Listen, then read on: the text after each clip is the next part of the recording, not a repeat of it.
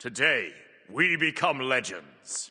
Hey, my name's Inter, and welcome back to Inter Games for yet another God Guide. This time, we're going to be covering Thor, Norse God of Thunder. Thor is an assassin-like character in SMITE 2. He's got very high burst damage, he's got decent poke, he's got very good all-in potential, quite high CC as well, and even good mobility. Thor really kind of has a bit of everything in your kit that you could really want. And he's one of the most fun characters in the game, in my opinion. He's probably my favorite character in the game currently until they add King Arthur, and he's also pretty strong right now. I wouldn't say he's broken or anything, but he's definitely pretty strong. So yeah, without further ado, let's jump into his abilities before we get into combos and builds and all that good stuff. So first up, we have Thor's passive, which is a pretty simple one. You gain strength for each enemy god nearby you up to 3, and the radius is pretty big. You can see this tracked on your passive meter. These little gems will light up, so as I walk towards these beers, there we go, I'm in range of 3 of them. We got the full passive, 33 strength, just a bunch of extra stats. The other part of Thor's passive is the Thunderstruck mechanic, which activates on your 3 and ultimate. When you use those two abilities, you will gain like lightning on all of your attacks, including abilities, and that lightning will arc up to nearby enemies and deal strength-based damage to them. So it's just going to give you a little bit of extra AoE damage after you use your 3 and your ultimate. But let's get into Thor's abilities proper. So first up, we have his one, which is Mjolnir's Attunement, and this is a hammer throw that deals damage on the way out and the way back. It deals double damage on the way back to gods. It deals regular damage on the way back to minions. And this is where Thor's famous double tap comes from. You can deal really big damage with this if you hit them with both swings. It does pretty good base damage and also solid scaling on it as well. And at any point during the arc of the hammer, you can teleport to it. So you can go like that, get the double tap, and then like teleport in and do follow-up. And this is arguably Thor's most important ability, to be honest, even more than his ultimate. A lot of his damage comes from these double taps, and you can also combo it with, let's move into his 2. This is a line stun that also brings up a wall that will block player movement. You can reactivate the ability to bring the wall down whenever you want, so that's pretty cool. You can just instantly delete the wall if you need to, if it's blocking your teammates or whatever. And this creates Thor's main combo that everyone does, the stun double tap. Stun them, they're stunned for long enough, you can get the double tap, and then you can TP in for some follow-up. So getting good at hitting this stun reliably on people that are moving, just being able to hit the stun double tap combo, that's going to be what you want on Thor. If you get good at that, you're pretty much good at Thor, to be honest. Moving on to his 3, though, which is going to be a circle around you. It's going to hit 3 times on the front and 2 times on the back. You won't really need to think about that too much, but just hitting them with the front of it is going to do more than the back. But you just spin around, you deal damage multiple times, a little bit more damage on the final hit. And it's pretty simple. And as I said, within the passive, this also activates Thunderstruck. You can see it appear on the ability bar down here for 3 seconds with the 3. And that will cause any follow-ups to do this lightning that chains to people and does some extra bonus damage. Will affect the target that you are currently attacking and also arc to up to 2 nearby enemies. And finally, we have Thor's ultimate, which will send you up into the sky. It's a semi-global ability. You can land down a pretty large distance and you will stun all enemies and also gain Thunderstruck for 6 seconds on the ultimate instead of 3 on the 3. There is a bit of a channel time to get up into the sky, so you know it's not necessarily going to be immediately a free escape. You might take a bit of damage doing that, but you can go up into the sky, you land down, stun everyone in the area, and you get Thunderstruck for a few seconds afterwards as well for follow-up. And of course, this ultimate is Thor's main ganking tool. I didn't mention it already, but he is mainly played as a jungler, but he also has some solid viability in the solo lane as a bruiser as well. And this ultimate is going to be a main tool for ganking. You can just go up into the air, you can go a massive distance, land down on someone and start ganking them. So with the abilities covered, let's talk a bit more about Thor's combos. So we showcased already the stun double tap combo. That is Thor's bread and butter. You're going to want to get good at reliably hitting that, you know, hitting the stun on people that are moving, trying to juke, and getting the stun double tap. There's also the ultimate combo, because the ultimate stuns, it can connect into the stun from your 2, and you can pretty much chain CC someone, so you can do hammer into stun into 3. And that's like your main bread and butter Thor combo. So that's something you're going to want to get used to reliably landing as well on enemy gods. You just land down 1, 2, 3. Pretty simple. You can get a lot of damage out that way. But as you improve at Thor, you get more use to him. You're going to want to start weaving in auto attack cancels into all of these combos. And what an auto attack cancel is, for those that might not be aware, is basically you see as soon as the attack hits, there's a bit of like an animation afterwards. And auto attack canceling is basically using an ability to sort of delete the end animation of your basic attack. So as soon as it lands, you just use an ability, and you can get damage out faster this way. Like, you get a lot of auto attacks out much quicker than you normally would be able to if you're just sitting there swinging at them. Like, look how slow this is compared to... Like, we got 3 auto attacks off in that time. And so, yeah, as you get better at Thor, you're going to want to start working on adding in auto attack cancels to your combos. So, like, with the stun double tap, for example, you stun, double tap, teleport in, auto attack cancel into 3. And that's going to be your bread and butter, I'm looking to kill someone combo. You know, you do kind of go all in, you use your movement ability to get in. That's one of the downsides of playing Thor. He does a lot of stuff well, but you do use your movement ability for damage, and so it can sometimes leave you caught out. But this is going to be your main combo. Just teleport in, auto attack cancel into 3. And, of course, in the ultimate, you can do a very similar thing. You can get auto attack cancels in with the ultimate, so you can, like, land down, auto 1, auto 2, auto 3, and just get extra damage in there. And yeah, so just to demonstrate the difference that these auto cancels can make in terms of turning your like basic Thor into like a bit more of an elite level Thor, we'll just do the full combo on the left side Ymir without any auto cancels. So just land 1, 2, 3. That's how much damage that does. And then we'll go to the right hand side Ymir and we'll do the full combo with auto cancels and just kind of show you the difference. So land, auto 1, auto 2, auto 3.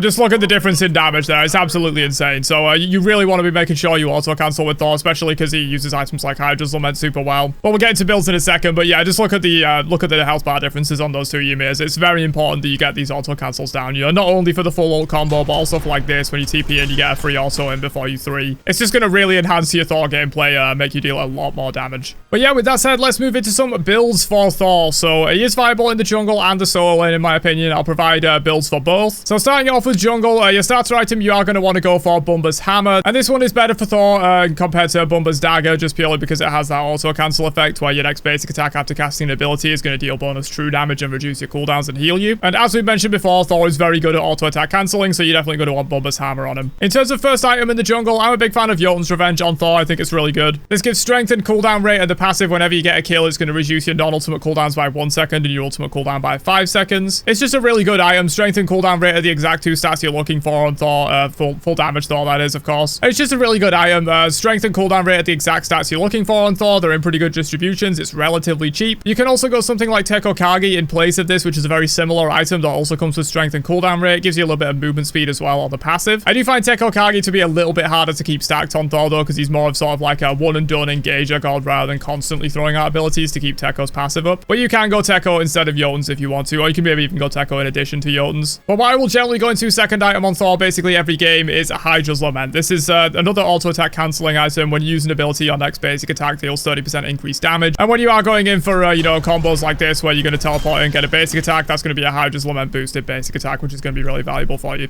Definitely essential for your Thor builds. I usually go at second. In terms of third slot, you can kind of pick from a few options here, in my opinion. Transcendence could be really good, especially if you're already winning. It is a stacking item. It takes a while to get online compared to something that just gives you everything up front as soon as you buy it. But this can provide you a lot of damage, and if you're ahead, it's a lot easier to stack Transcendence, and you can kind of get away with building it. So if you're ahead, Transcendence third, or even Transcendence second into Hydra's third is definitely viable. Pendulum Blade is also something I like a lot. It's relatively expensive, but it comes with 60 strength, 15 cooldown rate, which is decent, and also the active effect to reduce your ability cooldowns by 3 seconds. I do think that's pretty valuable. You can kind of go in, get your combo off and all that good stuff, and then just press Pendulum Blade. I pretty much got my cooldowns back up already, so I think that can be a really nice option as well. I'm a big fan of Pendulum Blade. You can also go something like Avatar's Parashu here, but maybe not quite in third slot. It's a bit early for it, but this gives 100 strength and a 25% increased strength boost when you pop it, which can be really valuable as well. But yeah, I would say the vast majority of the time for my third slot on Thor, it's either going to be Transcendence or it's going to be Pendulum Blade, depending on what you like. You know, if you want to get the active effect, if you're comfortable with active items, Pendulum Blade can be really good. If you don't want an active item, or if you just want more overall damage and you're ahead or whatever, you can go Transcendence as well. After that, I think the last 3 items of the build are pretty cut and dry. I would go Crusher, Heartseeker, Titan's Bane, or you can do it in a different order. You can go like Titan's Bane, Crusher, Heartseeker, or Crusher, Titan's Bane, Heartseeker. Just these 3 items should be the last 3 items in your build for Thor, in my opinion. You've got Crusher and Heartseeker, which are both on-hit ability procs that deal bonus damage on your abilities. So Crusher comes with 35% of your strength on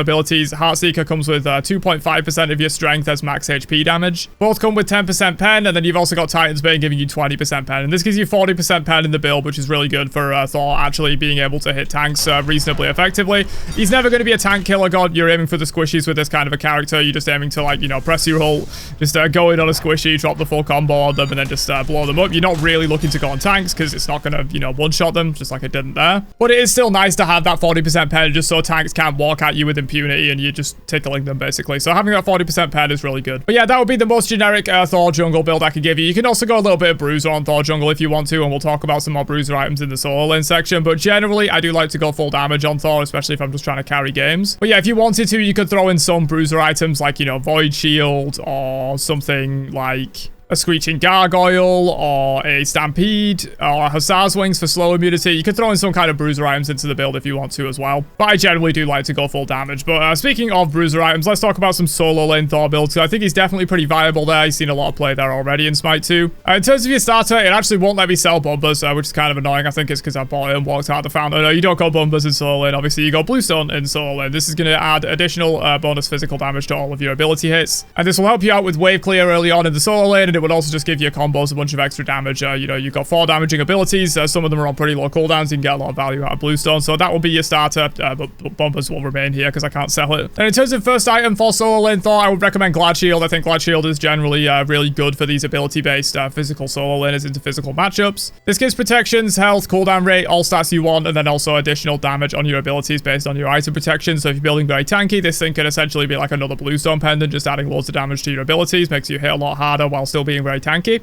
That is into a physical matchup, which will be the vast majority of matchups that you'll play in solo lane, but if you are playing into a magical matchup, you can go something like a Genji's Guard or a Screeching Gargoyle for magical defense in the lane. I think those two options are generally pretty good. If you're playing into a physical laner though, Glad Shield would be what I go for. After that, you can kind of go into a variety of things. You can go for a mystical mail if you wanted to, that I don't think is great on Thor. You could go for a Breastplate of Valor for just more cooldown rate, more protection. You go into a Prophetic Cloak, which is a little bit greedier. You're not going to be super tanky immediately when you buy this item because it does require stacking and takes a long time to stack. But once you do get it stacked for the late game, it's the most tanky item in the game. This will give you more like total survivability than any other item in the game. So if you can't get it stacked up, if you want to, you know, if you've got a lead in the early laning phase, you can pick up Prophetic in like second or third slot. Void Shield is also really good. This gives 15% protection reduction around you and also strength, protections, max health, all really good stats. So this could be a good item to increase your damage. In terms of magical protection, as I mentioned before, Genji's Guard and Screeching Gargoyle are going to be your go-tos for the most part, but especially later in the build, only Hunter's Scarp can also be really good for the mitigation. But let's just pick up some fairly generic items and get a generic build going. So I think I'll probably go like maybe a Void Shield here into like Stampede. Stampede is really good. There's an active item that gives you a bunch of increased speed and also slow immunity and attack speed as well. So Stampede I think is just really good right now. It might get nerfed. If it does get nerfed substantially, you might stop going on solo laners, but at the moment Stampede is really good. I would then go into a Gargoyle, which is the exact same situation. This item's incredibly strong right now. It may be nerfed and not worth building anymore, but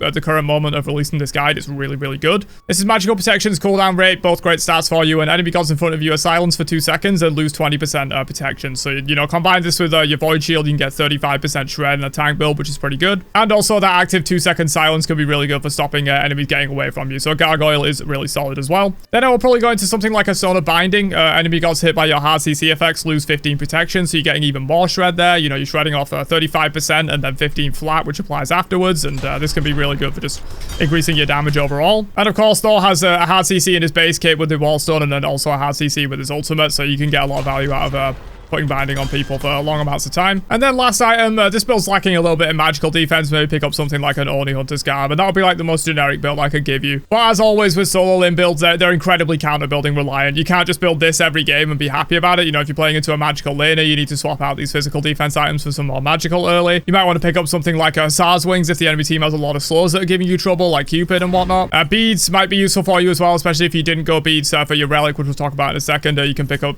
Talisman of Purification for that AoE team beads effect. As I said, Breastplate can be good, Prophetic Cloak can be good as well. There's a lot of items you can slot in here. You could even go a little bit of damage in your build if you wanted to. Ruinous Hank is also something I should mention for anti-heal. If you do need anti-heal, you should definitely have this in your build. But you can also go like Brawlers if you wanted to for anti-heal. You can throw in like maybe one full damage item into a Thor solo build, and I think that's absolutely fine. You could grab like a Heartseeker later on in the build. You could maybe grab a Titan's Bane. You could rush Transcendence in lane or Jotun's in lane, which is a little more risky. You're not going to have defense against your lane opponent, but you're going to have more damage in the early game. So yeah, you can really go a lot of different ways with solo lane builds, especially so in SMITE 2. But if we just sell that and grab, what do we have? Oni Hunter's Garb. Yeah, this will be the most generic build I can give you. So Glad Shield, Void Shield, Stampede, Gargoyle, Binding, Oni Hunter's Garb. It's going to make you really tanky in the late game, and of course, this will be Bluestone, not Bomber's Hammer. And finally, let's talk real quickly about Relics. For Thor, I think you go beads most of the time. Again, I can't sell my Relic right now, but I think most of the time you're going to want beads on Thor. Contrary to popular belief, you don't really need Blink on Thor because the way he engages the fight is either through this, going in like that, or it's through the ultimate. You're really not needing Blink all too much. It can be good for, like, you know, if people are getting away, you can kind of like Blink, follow them, you know, maybe do a silence or whatever.